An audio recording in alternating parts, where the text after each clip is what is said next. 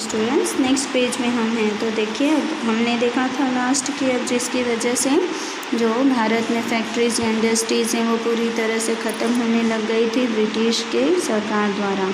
और इसके अलावा जो वहाँ के किसान थे वो डेप्टर्स बन गए, डेप्टर्स यानी कर्जदार बन गए। अब कर्जा भरते भरते और बिना मतलब का टैक्स देते देते वहाँ की जनता या वहाँ के किसान जो हैं वो पूरी तरह से गरीब एंड अनएम्प्लॉयड यानी बेरोजगार हो गए। The company traders forced the weavers of Bengal to sign contracts with providing definite quality of cloth in a short period.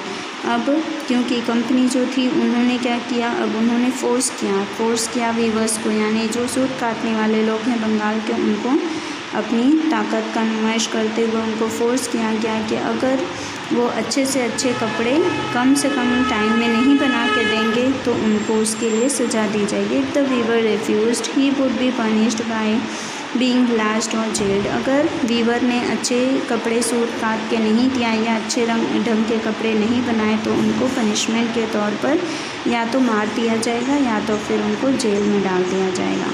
Before the arrival of the company, the Indian villagers were self-reliant and prosperous. अब इसी वजह से company जो है या Indian villagers वर self-reliant यानी अब उन्होंने अपने अपने काम का जिम्मा अपने ऊपर ले लिया और वो पूरी तरह से संपूर्ण बनने लगे। But under the company rule they became dependent and poor. लेकिन कंपनी रूल के हिसाब से अगर वो चल रहे थे तो वो डिपेंडेंट थे यानी दूसरे के ऊपर निर्भर थे और दूसरे के ऊपर निर्भर होने के कारण अब वो गरीब होते जा रहे थे। During the rule of the East India Company, the first railway line between Mumbai and Thane and steamer services between India and England was started and development of the ports in Mumbai, Madras and Kolkata also took place. अब जिसका नतीजा क्या निकला, जो पहली railway line जो शुरू की गई थी मुंबई और थाने के बीच से और इसके अलावा स्टीमर सर्विसेज जो थी जो कि सिर्फ इंडिया और इंग्लैंड से शुरुआत हुई थी उसका भी डेवलपमेंट पोर्ट्स इन इंडिया, उसके साथ साथ नए नए पोर्ट्स का निर्माण किया गया। कहाँ पर? मुंबई, मद्रास, कोलकाता में। अब उसका देखिए social impact of the company rule यानी समाज पर कंपनी रूल का क्या असर पड़ा, अच्छा बुरा या क्या परिणाम निकला। Social impact of the company rule. During the British administration, the spirit of freedom of speech and thought developed among people due to the development of newspaper. अब ब्रिटिश के राज्य या ब्रिटिश की जो स्थापना की गई थी कंपनी के, उसके द्वारा फ्रीडम ऑफ स्पिरिट यानी कि लोगों को अपनी आत्मा को शुद्ध या बोलने की या फिर अच्छे सोचने की, ये सब चीज़ों की कुछ ताकत नहीं बची थी। बस वो क्या कर सकते थे, ये सारी सोच ये सारी शक्ति जितना भी है वो न्यूज़पेपर में डाल सकते थे। In the Indian society, certain wrong social customs, rites and rituals were prevalent during this time, like sati system, female infanticide, child marriage etc. अब उस टाइम पे भारत जो है वो पुरानी या गलत प्रथाओं से गुज़र रहा था, जैसे कि कस्टम जाति मतभेद को लेकर, राइट्स यानी कि अधिकारों को लेकर, रिचुअल्स यानी धार्मिक प्रथाओं को लेकर, इसके अलावा सती सिस्टम, फीमेल इन्फेंटिसाइड। सती सिस्टम का मतलब होता है जब औरतें अपने पति की साथ मर जाती हैं यानी पति की डेथ होने के बाद वो उस पर सती चढ़ती हैं। और फीमेल इन्फेंटिसाइड्स का मतलब है बच्चे को लड़कियां पैदा होते ही मार दिया जाता था। या फिर चाइल्ड मैरिज यानी बाल विवाह। तो ये सभी गलत प्रथाओं के साथ या अंधविश्वासों के साथ भारत जूझ रहा था। Raja Ram Mohan Roy, Durgaram Mehta, Behram ji Malabari etcetera were the stalwarts whose role was instrumental in getting the laws passed with the help of British। अब उनमें जिन लोगों ने इस चीज़ का जिम्मा लिया या जिन लोगों ने गलत प्रथाओं का विरोध करते रहे आगे बढ़े थे, उनमें से थे राजा Ram Mohan Roy, Durgaram Mehta, Behram ji mulberry.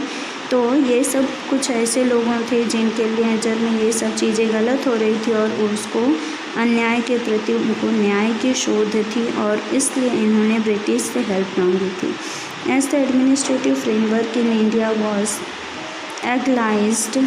एंग्लाइज्ड, there was a demand for people with knowledge of English। अब उस टाइम पे विदेशियों ने या ब्रिटिशर्स ने क्या कहा कि इसके लिए भारत के लोगों को शिक्षित होना पड़ेगा और शिक्षित होने के साथ साथ उनको अंग्रेजी भाषा का भी नॉलेज होना चाहिए। English education began to be imparted in India due to Lord Macaulay's endeavours. अब इसी वजह से इंग्लिश एजुकेशन का शुरुआत हो गई भारत में, हर स्कूलों में या हर जगह शिक्षा दी जाने लग गई, जिसकी शुरुआत की थी लॉर्ड मैकॉले एंडेवर्स ने as recommended by Charles Wood, और उनको रिकमेंड करने वाले थे Charles Wood. Universities were established in Mumbai, Madras and Calcutta. तब 3 नई यूनिवर्सिटीज़ का निर्माण हुआ जहाँ पर इंग्लिश को एक सब्जेक्ट या इंग्लिश एजुकेशन को इम्पार्ट किया गया था, जिनमें से थे Mumbai, Madras and Calcutta. A whole class of people with knowledge of English developed because of English education। अब इस तरह से शिक्षा जो है वो भी लोगों के अंदर बढ़ती गई और शिक्षा के साथ साथ अंग्रेजी भाषा का भी जो ज्ञान था वो भी लोगों तक फैल रहा था।